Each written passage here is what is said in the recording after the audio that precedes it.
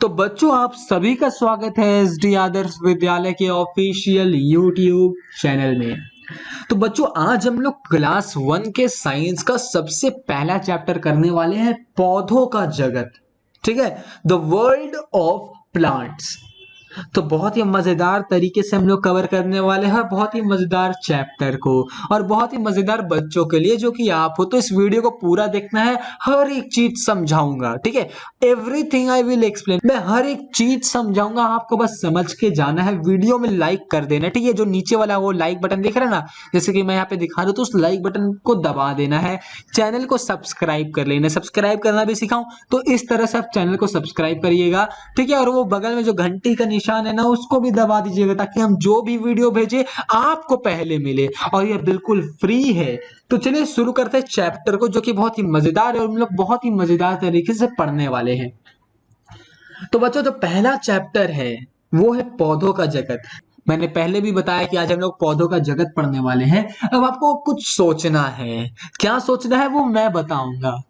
आप अपने घर के आगे, अपने घर के पीछे, अपने घर के बाएं, अपने घर के दाएं, अपने घर के ऊपर नहीं, ऊपर नहीं, और अपने घर के नहीं, नीचे भी नहीं। ठीक है, तो आप अपने घर के चारों तरफ पौधे देखते होगे, पेड़ देखते होगे। अच्छा, ये पेड़ पौधों में अंतर आपको पता है क्या? जो बहुत ही बड़े और मजबूत होते हैं ना, उनको पेड़ कहते हैं। जो छोटे होते हैं उनको पौधे कहते हैं। तो ये दोनों डिफरेंस आपको जाननी चाहिए। अब हम लोग आते हैं वापस से उस कल्पना करने वाली चीज में जहां आपको सोचना था। तो आप अपने घर के चारों तरफ जो पेड़ पौधे देखते हैं, पेड़ पौधे जो देखते हैं वो कैसे होते हैं? क्या सब एक ही साइज के होते हैं, यानी सब एक ही बराबर आकार के होते हैं? नहीं, कुछ छोटे होते होंगे, कुछ बड़े होते होंगे, कुछ बहुत बड़े होते होंगे, और कुछ पौधों में कांटे होते होंगे। जैसे आपके घर के बाहर जो गुलाब का पौधा है उसमें कांटे हैं, है कि नहीं? आप देख के मुझे बता दीजिएगा। तो अब हम लोग चैप्टर में यही पढ़ने वाले हैं, बड़े पौधों के बारे में, छोटे पौधों के बारे में, बेलों के बारे में, और कांटेदार पौधों के बारे में, जलीय पौधों के बारे में। तो बहुत ही मजेदार चैप्टर है और उतने ही मजेदार तरीके से हम लोग कवर करने वाले हैं। तो चलिए शुरू करते हैं बुक से, यानी बुक के सारे लाइनों को हम लोग समझेंगे, बुक में क्या कह रहा है। ठीक है, तो सबसे पहले लाइन में लिखा है कि हम अपने चारों ओर कई पौधे देखते हैं। बात बिल्कुल सही है, हम अपने चारों ओर पौधे देखते हैं और हमें पौधे लगाने भी चाहिए। ठीक है, इससे हमारा जो पर्यावरण है वो दूषित नहीं होता है, वो स्वच्छ होता है। कुछ पौधे बड़े होते हैं और कुछ छोटे पौधे होते हैं। अब हम लोग इस चैप्टर में यही सबके बारे में जानेंगे। तो चलिए शुरू करते हैं बड़े पौधों से। तो बच्चों लंबे मजबूत पौधे पेड़ कहलाते हैं। मैंने पहले भी बताया था, जो बहुत ही बड़े होते हैं, मजबूत होते हैं, उनको हम लोग पेड़ कहते हैं। ठीक है, और जो छोटे होते हैं उनको हम लोग पौधे कहते हैं। तो लंबे और मजबूत जो पौधे होते हैं वो पेड़ कहलाते हैं। वे जमीन पर सीधे खड़े रहते हैं, जैसे कि बरगद, आम, नारियल आदि। ये सब बड़े बड़े पेड़ होते हैं ना। आपने आम को तोड़कर खाया होगा, है कि नहीं? गर्मी का मौसम में पत्थर मार मार के आम खाया होगा। तो वो पेड़ कैसा होता है? बहुत ही बड़ा होता है। तो वो बड़े पौधे होते हैं और ये कई वर्षों तक जीवित रहते हैं, यानी इनका जो टाइम है ये बहुत ही ज्यादा होता है, यानी इनका जो एज है, इनका जो उम्र है वो बहुत ही ज्यादा होता है। अब आपको फिर से सोचना है, उस दिन को याद करिए जब आप या आपके परिवार का कोई सदस्य एक फूल का पौधा लगाया था। क्या वो फूल का पौधा अभी तक है? अभी तक है तो बहुत बढ़िया वाली बात है, बहुत बढ़िया वाली बात है। उसको अभी तक रहने दीजिए, उसमें रोज पानी डालिए, उसको हरा भरा रखिए। अगर वो सूख गया है तो दूसरा पौधा लगाइए। और यहाँ पर यही लाइन लिखा गया है कि ये पौधे कई वर्षों तक जीवित रहते हैं, जैसे कि आम का पेड़, नारियल का पेड़, बरगद का पेड़। अगर ये एक बार लग जाए, ठीक है, एक बार लग जाए तो ये कई सालों के लिए हो जाते हैं, मतलब कई 100 सालों तक के लिए हो जाते हैं। ठीक है, बरगद का पेड़ का उम्र बहुत ही लंबा होता है, आपको ये बात पता होगा। आप अपने घर के बड़े सदस्य से पूछ लीजिएगा। अब हम लोग आते हैं छोटे पौधों पर। ठीक है, जो पौधे बहुत ही छोटे छोटे होते हैं, इसमें क्या लिखा हुआ ये भी देख लेते हैं। कुछ पौधे छोटे और मजबूत होते हैं, वे झाड़ ही कहलाते हैं। ये झाड़ भी कहलाते हैं। गुलाब, सूरजमुखी, तुलसी, मेहंदी आदि झाड़ी है। वे कुछ वर्षों तक जीवित रहते हैं। कुछ छोटे पौधों का तना मुलायम और हरा होता है, वे जड़ी बूटी कहलाते हैं।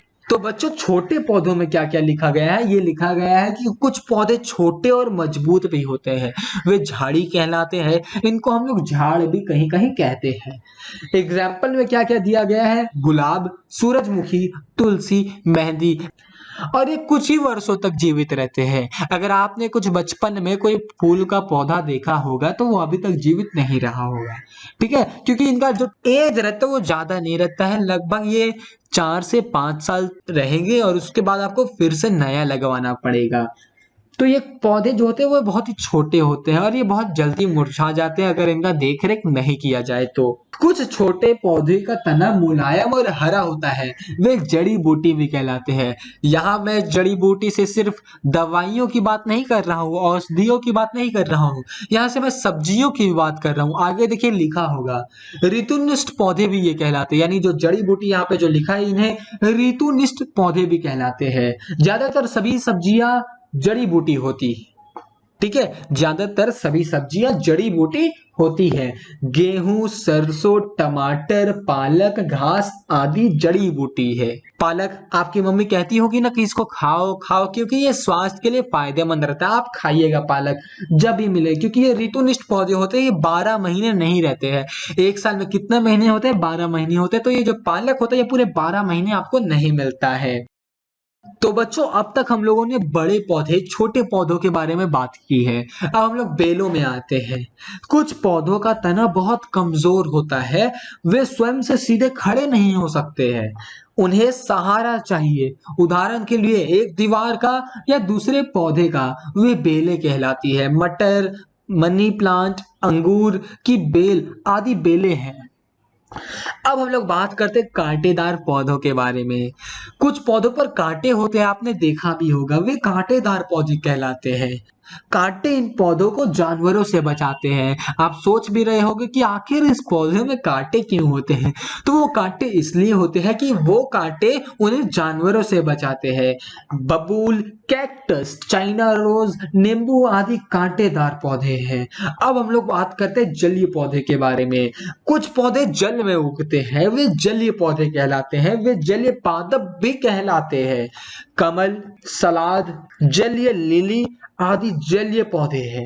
अब बच्चों हम लोग बात करेंगे पौधों के विभिन्न भाग के बारे में। अब तक हम लोगों ने देख लिया कि पौधे किस किस तरह के होते हैं, बड़े होते हैं, छोटे होते हैं, बेलें होती है, कांटेदार पौधे होते हैं, जलीय पौधे होते हैं जो जल में उगते हैं। अब हम लोग बात करेंगे पौधों के विभिन्न भाग के बारे में। तो बच्चों चलिए देखते हैं यहाँ क्या लिखा है। पेड़, झाड़ी और जड़ी बूटी इन पौधों के भी हिस्से होते हैं, यानी भाग होते हैं, जैसे हमारे शरीर के हैं। आपके शरीर में आंख है ना, नाक है ना, क्यों कान नहीं है, कान भी है। हमारे शरीर में जिस तरह से पूरा हमारा पार्ट्स है, जिसे हम लोग पार्ट्स ऑफ बॉडी कहते हैं, उसी तरह से पौधों में भी वैसा अंग होता है, यानी भाग होता है। वे क्या होती है, वे होती है जड़, सहारा देती है और पानी लेती है और पोषक तत्वों को मिट्टी से तने में ले जाती है, यानी ये बहुत काम करती है। तो जो पौधा का जो जड़ होता है ना, जिसको जमीन के अंदर रखा जाता है, कोई कोई पौधे का जड़ जो होता है वो जमीन के बाहर होता है, तो वो क्या करती है, वो पौधों को सहारा देती है, ठीक है। और पानी जो हम लोग ऊपर से पानी डालते हैं ना, तो वो पानी को खींच लेती है और तने तक पहुंचा देती है, और तने तक पोषक तत्व भी पहुंचाती है। तो बहुत काम की चीज है जड़। अब हम लोग बात करते हैं तना। तना पौधों के सभी भागों को भोजन और पानी ले जाकर देता है। देखिए इससे हम लोग को पता चलता है कि जो काम है वो मिल बांट कर करना चाहिए। जड़ हमसे पानी लेती है, तना तक पहुंचाती है। तना जड़ से पानी और भोजन लेकर सभी भागों तक पहुंचा देता है। ज्यादातर जो पौधे होते हैं वो अपनी पत्तियों के कारण हरे दिखाई देते हैं। फूल पौधों का एक सुंदर भाग होता है, और जो फूल रहता है ना, फूल पौधों को सुंदरता प्रदान करता है और भी बहुत सारे कार्य करता है। तो बच्चों यहाँ पर आपके बुक के अनुसार लिखा है कि फूल जो है वो सुंदरता प्रदान करता है पेड़ पौधों को। फल का क्या काम रहता है, फल के अंदर बीज होते हैं, वो बीज वापस से अगर जमीन में लगे तो वो बीज एक नए पौधे का निर्माण करते हैं, लेकिन उनको सही नमी, पानी और मृदा यानी मिट्टी की आवश्यकता होती है।